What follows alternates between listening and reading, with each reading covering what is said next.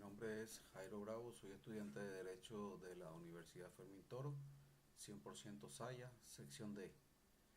Voy a hablar de el desmantelamiento de la democracia en Venezuela durante la vigencia de la Constitución del año de 1999. Antes de todo hay que hablar del principio de legalidad. Dice que este principio se refiere a la superioridad de la Constitución y de la ley en sentido material, lo cual conlleva al absoluto sometimiento de la acción administrativa al denominado bloque de legalidad.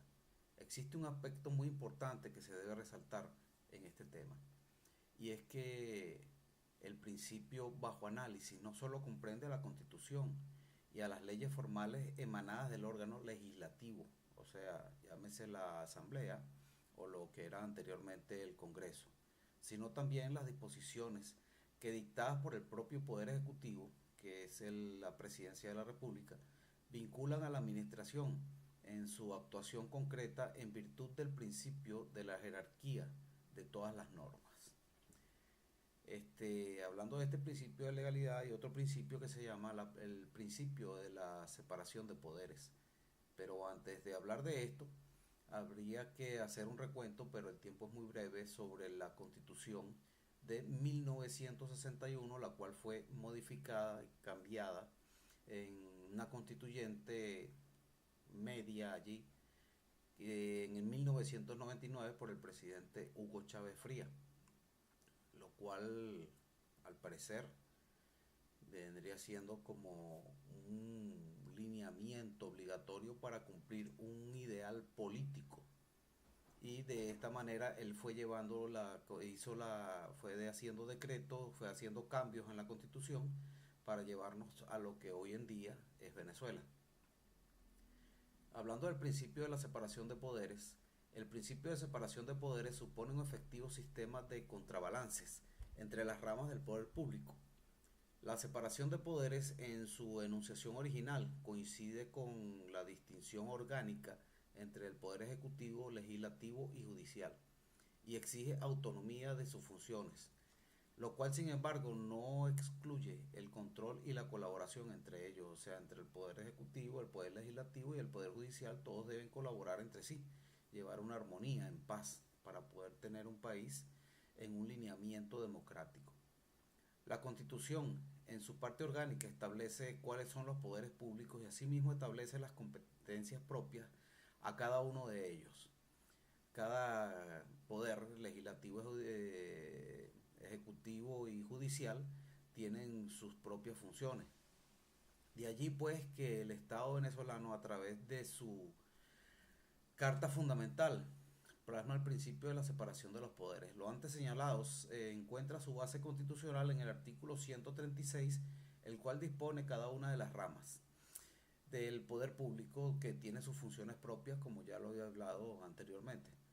Se debe mencionar que el principio de separación de poderes es la base del contencioso administrativo. Las funciones judiciales están y han de permanecer siempre separadas de las funciones administrativas. Finalmente, puede decirse en relación con este principio que el mismo es un elemento característico y fundamental en los estados de derecho. Ahorita se puede ver se puede observar un comportamiento atípico del Poder Judicial en cuanto al dictamen de leyes y cómo está actuando en este momento en el país.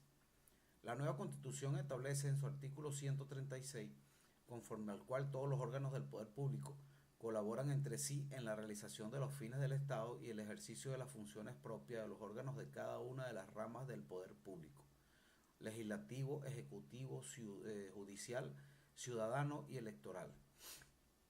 No es exclusivo ni excluyente, pudiendo seccionalmente haber en dicho ejercicio intercambio de funciones entre las distintas ramas del poder público. Hay sin embargo funciones que ejercen por cada una de ellas en forma privativa, o sea, cada poder de esto tiene sus propias funciones y son específicas de él. Y en estos casos no puede haber interferencia, ya que entonces habría lo que se llama una usurpación de funciones. Tomando entonces como criterio de distinción la existencia o la inexistencia de este principio, es posible vislumbrar dos escenarios, uno en el que se niega la separación de poderes y el otro en el que la misma se encuentra reafirmada. Dicho en otras palabras, los regímenes pueden clasificarse en regímenes de confusión de poderes, conocidos como regímenes de asamblea, y regímenes dictatoriales y regímenes de separación de poderes. Vale decir que el régimen parlamentario, vale decir que con todo esto que es un régimen parlamentario o es también un régimen presidencial. En los regímenes de confusión de poderes pueden darse dos casos: cuando el poder legislativo se desarrolla sin un contrapeso adecuado por parte del poder ejecutivo. Se da nacimiento a los denominados regímenes de asamblea. Por el contrario, cuando se produce el exceso inverso, es decir, el poder ejecutivo no se encuentra contrarrestado por el legislativo, se originan regímenes dictatoriales, tal cual lo que se está viviendo hoy en día en Venezuela, disfrazado de una democracia. En cada uno de estos regímenes se presenta la hipertrofia de un poder seguido por la negación del otro. La finalidad del principio de separación de poderes es entonces instaurar un sistema de pesos y contrapesos al ejercicio del poder público. El principio de separación de poderes se presenta en la actualidad, por tanto, con un matiz diferente. Su fin último es evitar la concentración del poder y el absolutismo en tantos elementos perturbadores de la libertad del ciudadano.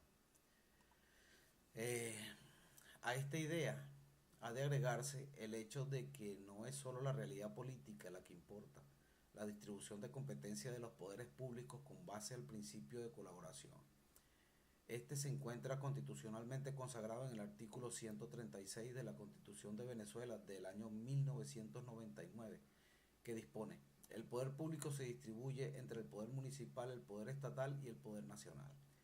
Si el partido o la coalición de partidos que sustenta el Ejecutivo, o sea, la presidencia, poseen mayoría parlamentaria, nos encontraremos frente a un gobierno fuerte y poderoso y apto para decidir en consecuencia a enfrentar los problemas del país, como sucedía anteriormente, que el presidente tenía todo lo que era el apoyo y tenía todos los diputados en su favor, pero a su vez proclives al abuso, originado de una acción no susceptible de ser controlada. Así, la existencia de partidos disciplinarios lleva a una sola voluntad, y es a lo que dice el presidente de la República, líder del partido de gobierno, que controle tanto el poder legislativo como el poder ejecutivo y el poder judicial. Se trata sobre todo en el caso del gobierno mayoritario, denominados por un estudioso de este caso, que se llamaba Doublenger, que lo llamó la monarquía republicana. Por el contrario, un presidente de la República que se encuentra ante un órgano legislativo en el cual no encuentra mayoría parlamentaria, o incluso en el cual la mayoría parlamentaria la constituyen las fuerzas de oposición al gobierno, tal cual es hoy en día, nos encontramos ante un gobierno débil, en el cual los mecanismos de colaboración de poderes podrían llegar a entorpecer la acción del Ejecutivo, imponiéndole excesivos controles, ya sean presupuestarios, parlamentarios o políticos. Palabras más, palabras menos a la actualidad de hoy en día. El principio de separación orgánica, en el sentido de interdicción de la acumulación de poderes en un órgano, es presupuesto para el mantenimiento del Estado de Derecho y de la democracia efectiva. A su pérdida de sentido, cuando se pierden todos estos parámetros, sigue por ende una crisis del Estado de Derecho democrático.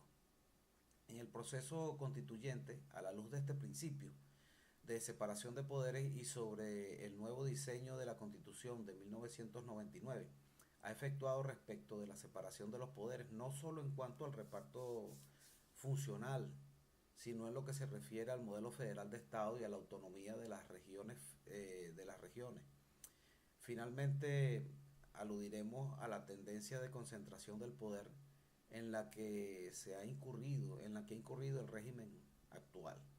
Esto es un germen, sin duda, de la grave crisis política que hoy está agobiando a Venezuela.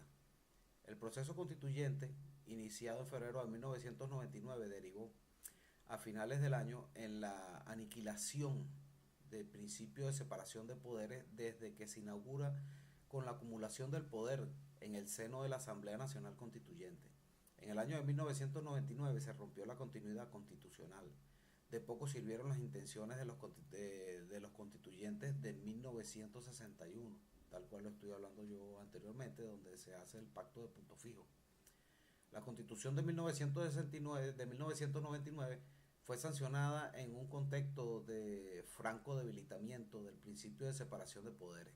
Ello se vio reflejado en su propio texto, que recoge un sistema de desequilibrio con clara predominación del poder ejecutivo y centralización de atribuciones en el poder nacional.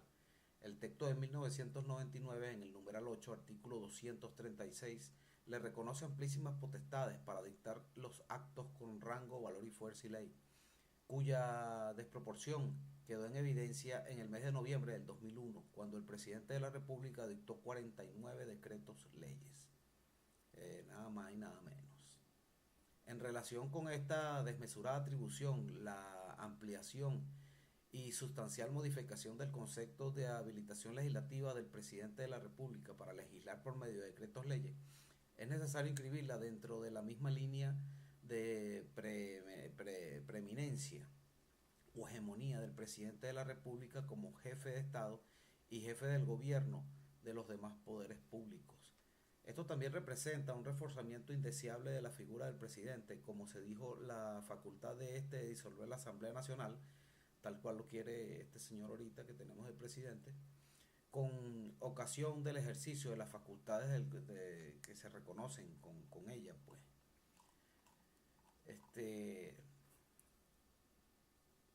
Para finalizar, ya que el tema es muy interesante, muy amplio y el tiempo de verdad es muy breve, hay mucho que decir sobre esto.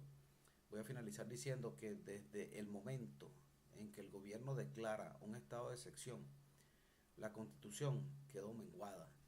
En el decreto 2323 es un punto de inflexión en la democracia venezolana.